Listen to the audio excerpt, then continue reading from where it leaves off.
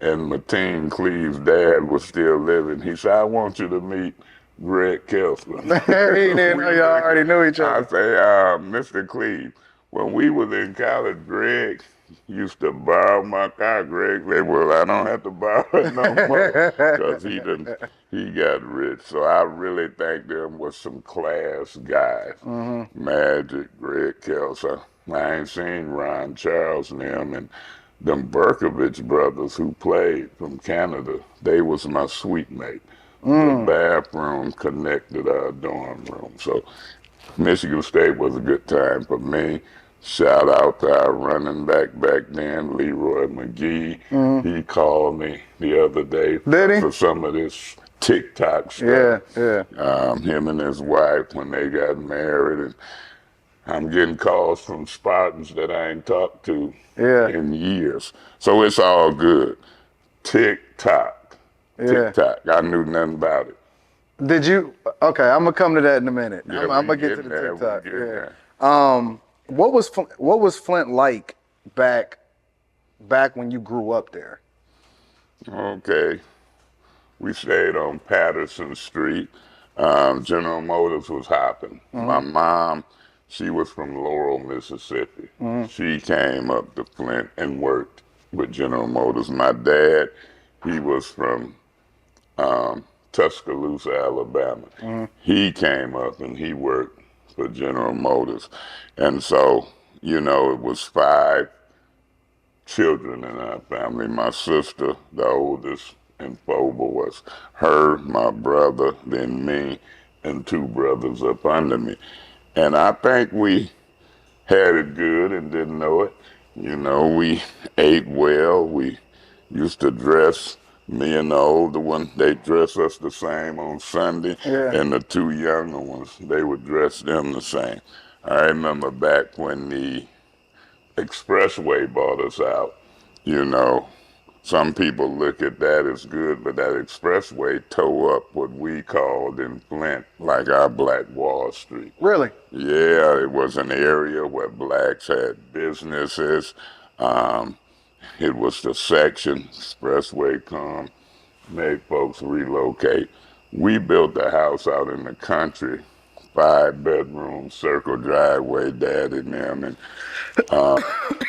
you know, I think we were blessed, but they made us go to church every Sunday and sometime on Wednesday, vacation Bible school. Sound like my life. Daddy ended up being, Literally sound like yeah, my life. and my daddy ended up being the pastor. When I was up at Michigan State, he got called to preach. Mother called and told me. So for 27 years, from probably the time I was 21, 22, he was the pastor at the church that I attended, Shiloh Missionary Baptist Church in the city of Flint, Michigan. And one of the projects, even though he passed in '08, daddy died in '08, mother died in 2016. He Condolences. left, yeah, thanks. He left across the street from the church at that time, Shiloh Commons, Yeah. named after the church, townhouses, and it's still standing looking good. I guess after he got bought out when we were little, I was in about the 6th grade when the expressway bought us out. And he had that house built. Yeah. He was in the building things. So he was a 33rd degree Mason. They built a new Mason place where they meet, and then he built the apartments. But politics played a role in helping getting grants and things of that nature. But I think as a child, we had a good life. We Yeah. was blessed. Yep. It's interesting because I guess it was very similar to Detroit in that I remember when I was growing up, my goal was just to get in the plant.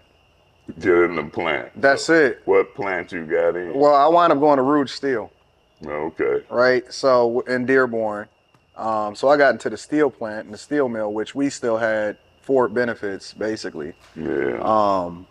But it was different then because, well, I think I might have got the last of it.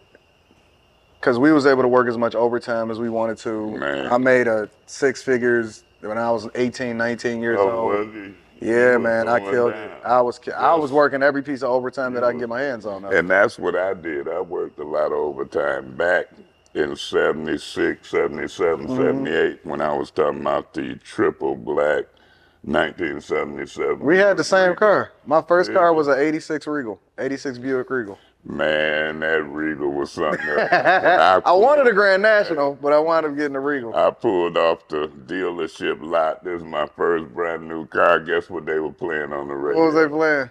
This is a true story.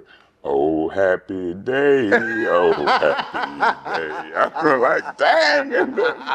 And so I'm telling you, but I worked a lot of overtime. Yeah. And what I would do, I would work so much overtime because I'm cramming, trying to get back to Michigan State, work overtime. Them payments on that Regal was like $148. That's a lot of money in the a 70s. month. I would have been paid 12 and 14 of them Yeah. before I leave because the check gonna be from that overtime 12, 1400. That's So crazy I might money in the as well 70s. pay, yeah, 3 or 4 of them. And when I left, I had money in my banking account for clothes, books, parking in front of the dorm, getting tickets. I probably ran about 2-3 grand worth of tickets. Let me ask you a question. You making that type of money in the 70s, right? Which a lot of people today will probably, in 2023, would kill for that type of money still. Yeah. Right?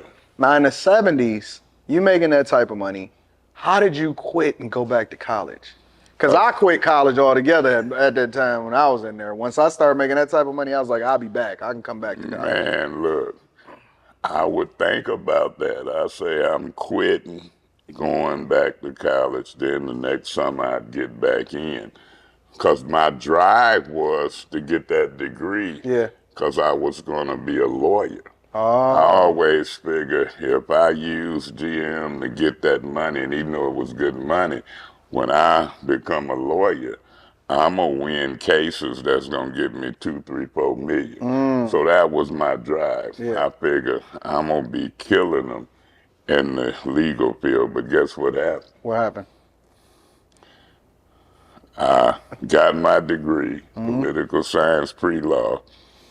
I passed the law school admission test, my first try. I'm scheduled to go to law school, but I don't care if it's Detroit, Chicago, Los Angeles. I'm in between college and law school.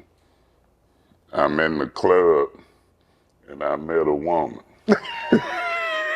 What you laughing at? And I ain't even finished my story.